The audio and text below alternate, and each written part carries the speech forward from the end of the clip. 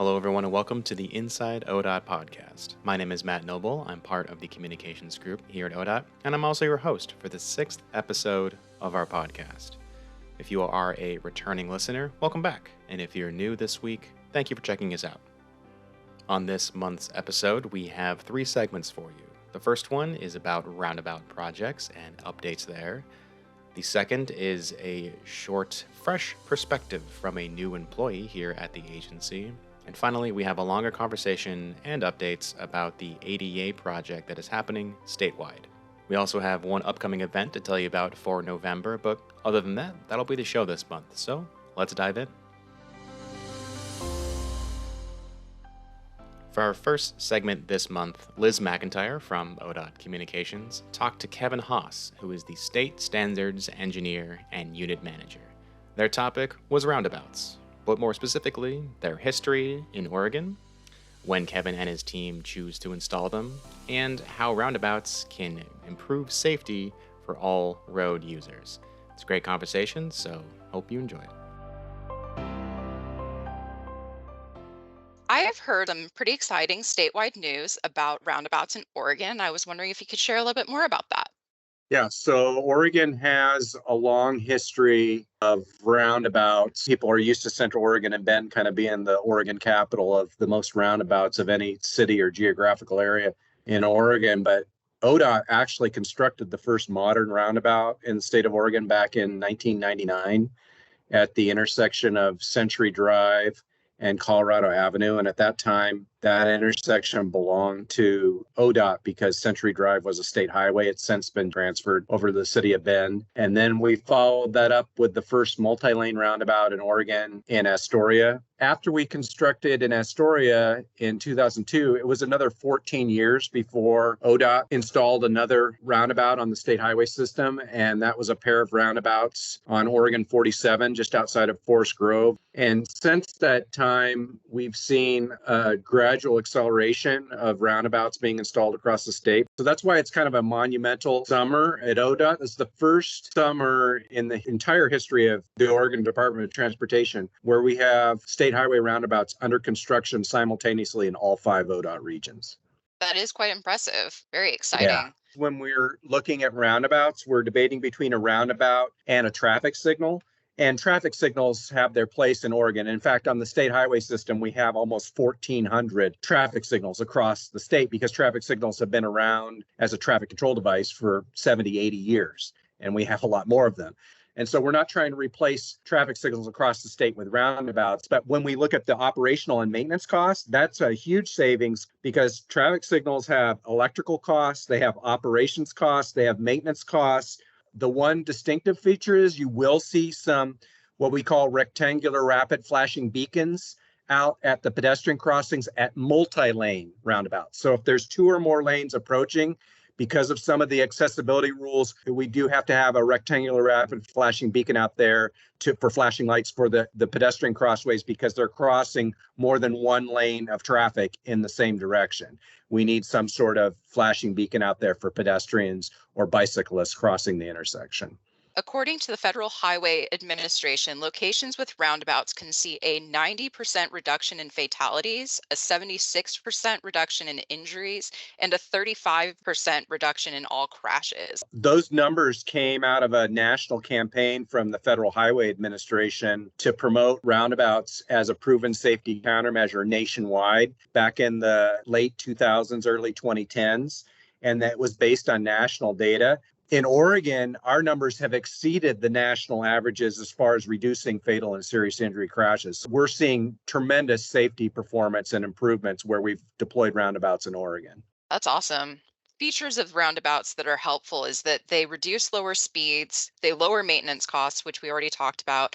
They increase fuel efficiency and reduce crash severity. What other things about roundabouts are beneficial to Oregonians? One of the biggest things is the overall travel time through a corridor. People tend to think that a signalized corridor will be more efficient and safer than a roundabout corridor, and actually it's the exact opposite. You think about a signalized system, you tend to get a lot of stop and go traffic, whereas in most cases in a roundabout, you have a slow moving rolling queue. And so you don't have people that are at a complete stop and you actually get through a quicker and safer in a roundabout corridor than you do in a signalized corridor.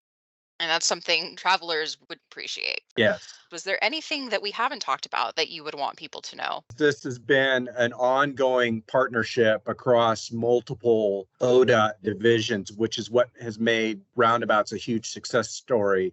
Not only is it partnerships with Commerce and Compliance Division with their freight and invested parties, but also with our region technical centers who do the project delivery. From the headquarters standpoint, we've been instrumental in some of the policies and the research that goes into our roundabout standards. And then it's a partnership with our maintenance and operations branch, because at the end of the day, they're responsible for maintaining what we actually go out there and construct. And they've seen a tremendous benefit to their maintenance policies and maintenance burdens where at intersections where we've deployed roundabouts in lieu of maybe a traffic signal that would be considered at that intersection. Awesome. So thank you so much for your time. I really appreciate this conversation.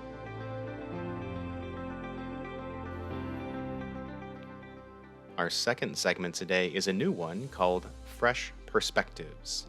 We are talking to new folks here at ODOT. So people who are pretty new to their jobs, maybe only a couple months in, and we're asking them what's their experience been like so far, and where are they coming from, and what do they feel they bring to their role, and where do they see their job going here at ODOT in the next several months or years.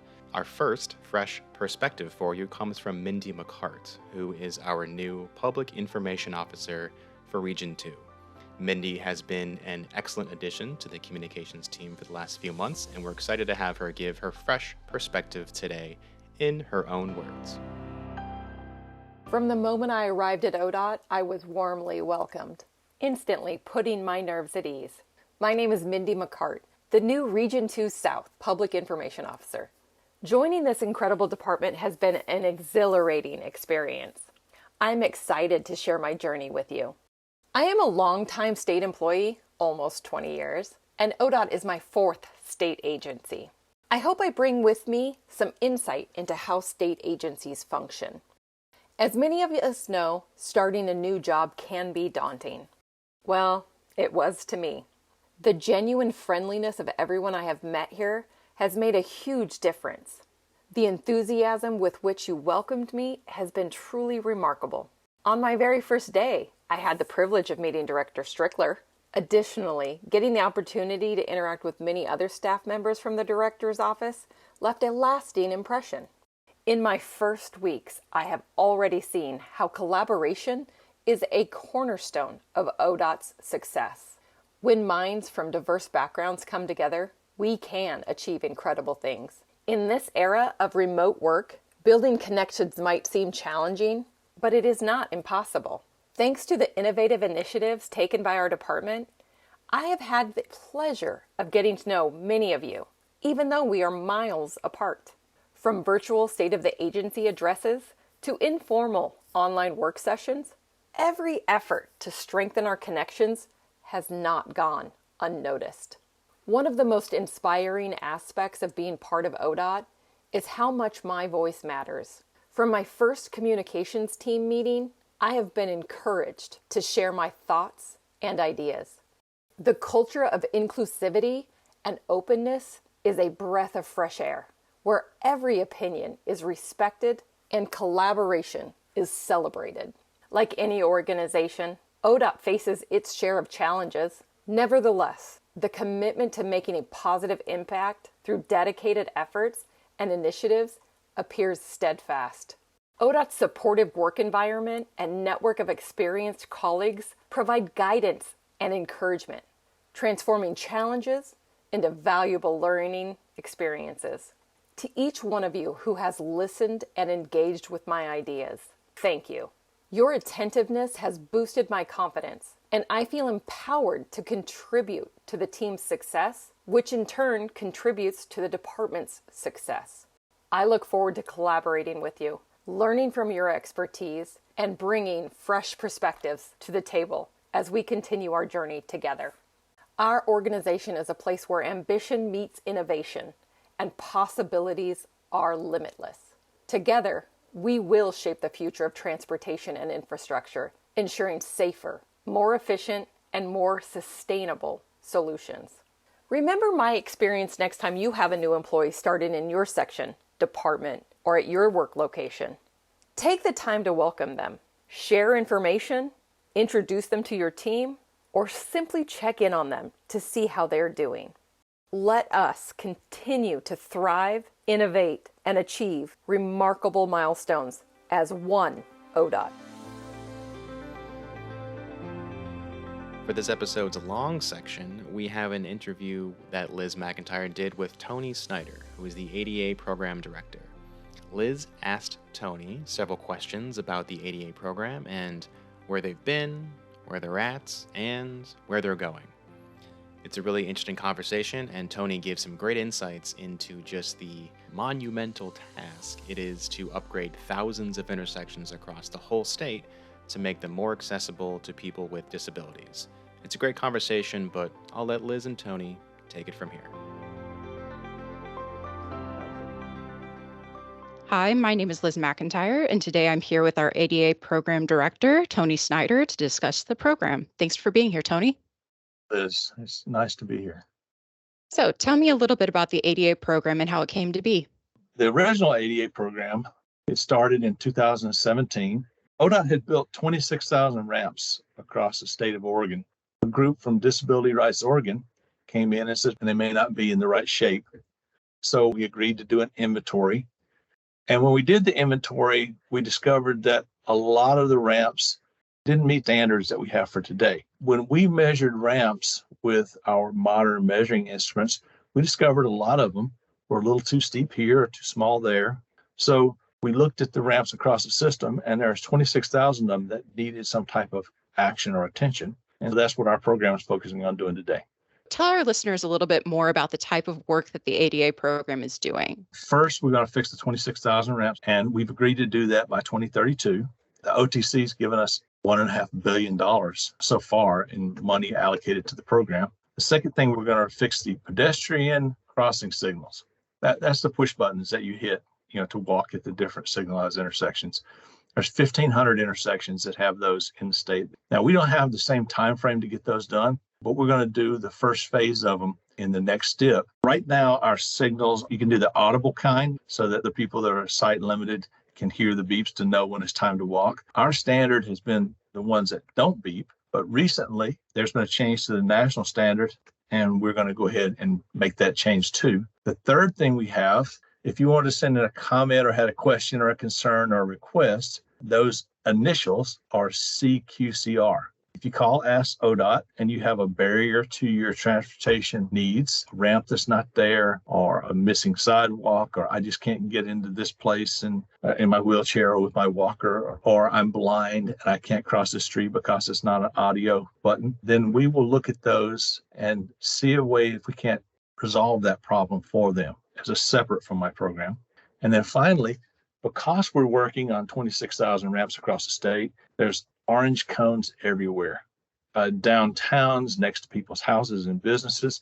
One of the things that's coming online and getting much more prevalent is called a temporary pedestrian access route. How do you get the people through your work zone safely and effectively? One of the things that they've noticed is you could get able-bodied people through, or some kid on a mountain bike, but if my mom was using a walker or someone was coming through in a wheelchair, they couldn't pass through the site. So we're creating a safe, passable way to get through our work zones so that everybody has the same amount of access. Finally, we're focused on the ramps themselves. This is different than a paving project. In paving projects, when we come through and pave 10 blocks in the city, we try to fix everything because it may be 10 or 15, 20 years before we're back there doing work on that road. But we're not replacing sections of sidewalk that's missing. We're not upgrading all the signals or putting up new signs. We're just coming in and replacing the old ADA ramp with new ones that meet the new standards. The maintenance guys and our public is used to ODOT coming in and doing a comprehensive project. Because of the scale of ours and how many ramps we have to fix, we're focusing just on those and eventually the push buttons. You did mention some of the feedback that you've received. Have you had town halls or what has that community feedback looked like? Some of our regions, for instance, our active transportation staff, have actually met with members of the disabled community. And we did one in Monmouth. We did one over in Eastern Oregon. It may have been Joseph or LeGrand. And we actually had people that are sight limited or in wheelchairs or those type of things show us how they use our system. You can't just put up a yellow police tape and tell people go around. If they're blind, they don't see where they need to go. You got to put up these plastic channels about waist high, and you build a pathway through so that people can come in and put their hand on the edge of the pathway and follow it through. One lady was going through a construction site and one of her wheels hit the gravel on a construction trench. She was on one of the little carts you see driving around the grocery store, the mobility carts, and she couldn't go anywhere. They ended up having to call the fire department to get her out. So we've done a bunch of publications and outreach. There's an education video that is available on the web. That's mostly ODOT people that have seen it. But I understand that consulting community and anyone who calls up and asks about that talks about trying to figure out for us able-bodied people what people with transportation limitations are going through. Over in one of the regions, they had engineers put on it blocks your vision at sight. They handed them a cane and told them, try to figure your way through this. And they're walking along with the cane trying to figure out how to get through a particular intersection. Now they had someone accompanying them in case they wandered out into traffic, because people that do this and get themselves around are much more aware than the rest of us that will be trying it for the first time. Well, it's good that those things are all in consideration, especially since there is some limitation as far as people that are not disabled going through that and getting that experience. But I do think it's a helpful direction moving forward, and then be able to incorporate some of the feedback that we do receive from the disabled community and kind of, marry those two things together. So how much does it cost to bring one curb ramp up to current ADA standards? We take the number of ramps, and it's about $15,000 per ramp, just to get the consultant to design all these for us. So we have plans that are buildable and they work. About $6,000 each ramp for the amount of right-of-way we have to buy, a little sliver fill. And we're not paying the citizens $6,000, putting $3,000 worth of our work in so we can write them a check for $3,000. And then finally, the construction cost, depending on where you are, can be anywhere from $30,000 to $45,000 per ramp that you're building. So if you come in and you fix an intersection that had 4 ramps in it, that could be $150,000, $180,000 that we pay the contractor to come in and fix that one intersection. Coming in and doing 3 different intersections is the cost of a 3-bedroom house, essentially, to give you an idea of how expensive we're talking. Yeah, that's a pretty significant amount. So how does ADA program work different from the ADA work the region is responsible for? Typically, regions deliver projects, whether it's by their own staff or by consultants doing the design. And then the review of those designs and the approval of the plans before they go out are done by the region tech center or technical center. ADA, we're centralizing. We're developing the ADA Delivery Center, and we will be providing a review of all ADA plans in a centralized thing. Instead of having 5 regions giving different comments, one group of experts in ADA that's reviewing the plans to ensure consistency and to take the burden of having to do that off the regions at the same time. ODOT has some very prescriptive processes in place. The regions, when they come in and do a project, how they do the whole 9 yards, pavement, curb, the striping. We'll come in and do the ADA ramps, and we're not going to pave while we're there. So the city won't get new pavement, and they're not going to get a new storm drain system, and they're not going to get their new signs upgraded and those types of things. That's one difference between our work. Theirs is a full meal deal, and ours is just the pie, no ice cream. For the most part, ODOT, when they purchase right-of-way, we own our right-of-way. And so we've been saving money on right-of-way by getting most of our work we get as temporary easements so that we can build stuff using temporary easements just while we're there. Are those right-of-ways originally owned? If they're not owned by us, are they sometimes owned by the city, or what does that really look like? One of the things that we agreed to in our agreement, our right-of-way goes down and we have our highway on it. And then all the city streets will come off. But the ramps, if they're at the corner, they're on us. But if they're around the corner, that ramp is actually right-of-way controlled by the city. Instead of every municipality, every city, every local agency in the state, we decided that you need a ramp system to get along our highway. We have ramps going across the highway, and we have ramps along our highway. And whether those ramps are sitting on our property or on the right-of-way belonging to the city, people traveling down the sidewalk don't care whose ramp it is. They want to be able to make it continuous and go along the highway. So we are fixing probably a third of the ramps that are on a local agency's right-of-way instead of ours. There's some odd jurisdictional things that go on. For instance, if a city was there before the highway was created, the city owns the street, and they'll own from the face of one building to the face of the other building, and that's city's property. And our road goes from the face of curb to face of curb in some cases. If we want to do anything behind the curb, we have to either have an agreement with the city or a permit from the city to do that work. ODOT is taking the financial burden to fix these ramps to provide access to everyone along our state highway. And we're not going to go 3 blocks away and fix ramps for the city on their roads. But the ones right there adjacent to our highway, we're taking care of those while we're there. Will work on ADA ramps continue into the future, and who does it? The American with Disabilities Act requires every state agency, local agency, private building to have ADA accessibility. ADA ramps are a little late to the game. Of late, they've started looking at the pedestrian accessibility along highways. And we wouldn't have built 26,000 ramps across the state for us to be working on now if we didn't care about accessibility and mobility to our population, to give people access onto our sidewalks. The emphasis now is let's get it done. Let's improve our system. Let's not take 50 years to improve our system. Over this 15-year period, get the ramps to where they're up and they work, and we have mitigated all the ones that have problems at that time. Does that mean that the ramps are going to continue and be right? The ground moves. The soil expands and contracts as it gets wet. Trucks will come in and run over a corner and break a ramp. The highway or roadway will be widened and changed. So there will be work that will continue on ADA ramps long after our program is over in 2032. The maintenance divisions are the owners of the highway and the sidewalk, pavements, and the ADA ramps. Most of the time, the traffic signals, but sometimes the traffic signals are shared with whatever city they're in. There will be ongoing effort that as ramps are repaired or replaced, or if new roads are put in for the next 100 years, those ramps will be brought up to standard as they're repaired or if new ramps come on board.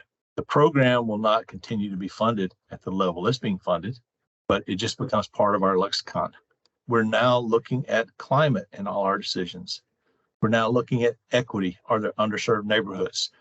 And ADA is just part of equitable service to everyone in Oregon. We're glad to be leading the way to provide access to everyone across the state.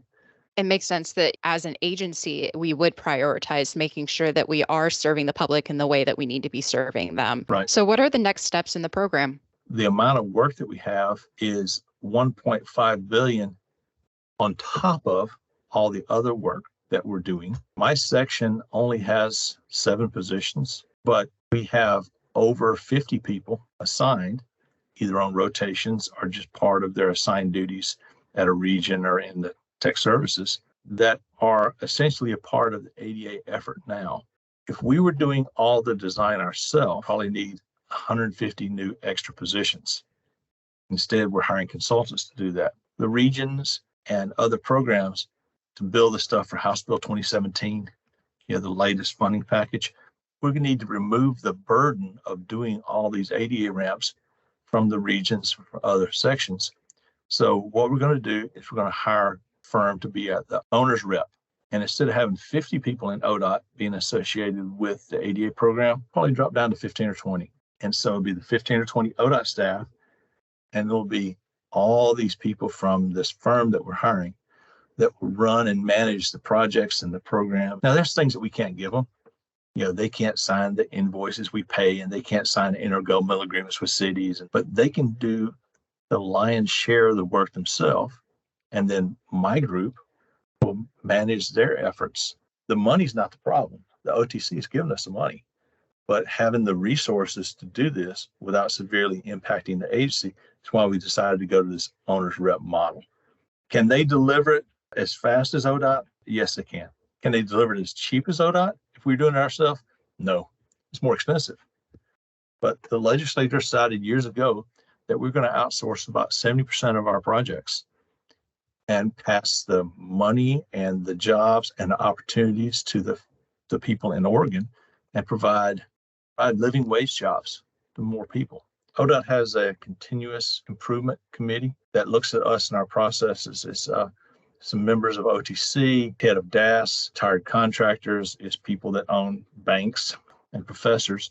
And they look at us and our processes and they tell us, we think it'd be good if you tried this.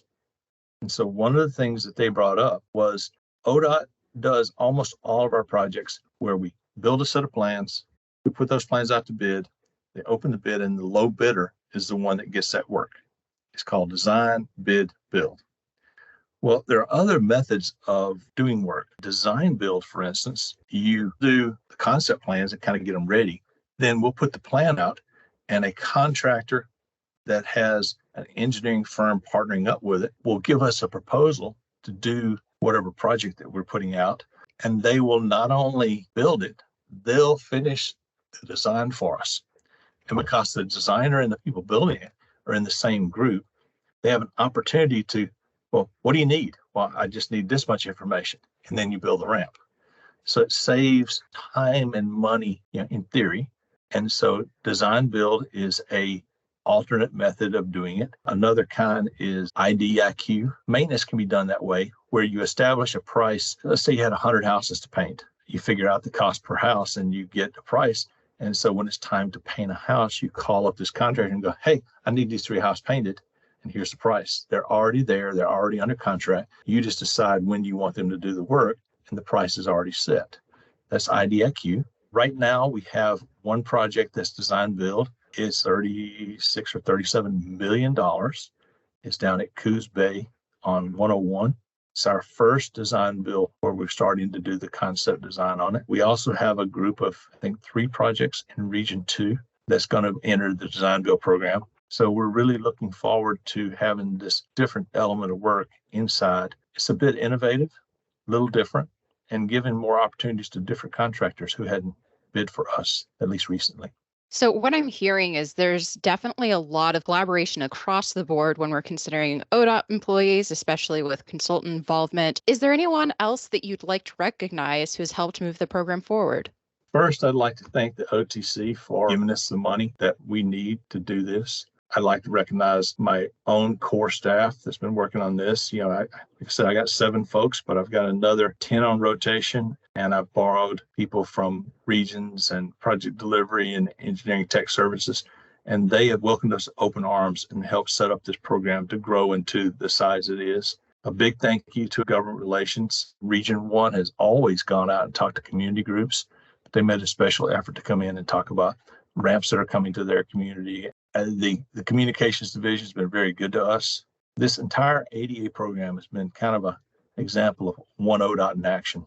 It really takes a village to be successful that's being given across the agency to help us do the ADA. One final thing I'd like to mention, there's an ADA awareness training. It shows some of the things we're doing, what's going on. It's available in Workday. It's open to all ADA employees. The link would be on our website. We've also created a new email inbox. It's Ask ADA Delivery Program at odot.oregon.gov. Well, we will be sure to include that in the show notes. Is there anything else you'd like to mention? The teamwork's been great. Appreciate the help from the regions. ADA is not going anywhere. And after the settlement agreement has expired, we're still going to be doing ADA work and providing access all over the state. That's just part of our doing business. Just want to have accessible infrastructure and have it where everyone can get around Oregon as much as they need to. Thank you so much for the conversation today. I think it's been really helpful and hopefully will help our fellow employees understand the program a little bit better. So thank you so much for being here. Thank you. All right, so upcoming events for the month of November, we have one for you to put on your calendars, and it is the ODOT Wellness Webinar about resilience and mental flexibility. It is on Wednesday, November 15th from 8 a.m. to 9 a.m. And the webinar will focus on understanding resilience and how you can work to improve it in your life. One of the ways you can do that is with what's called mental flexibility, which is being able to see different perspectives in a situation and adapting to new information. The speaker for the webinar will be Caitlin Plato, She has a master's in counseling psychology, and she's currently the senior trainer for Canopy. If you'd like more information about this webinar, it is on the events page of the Dash intranet. All right, that about does it for this month's episode of the Inside ODOT podcast. As always, thank you for listening. We hope you enjoyed this month's show, and we'll see you next month with a new episode. But until then, take care.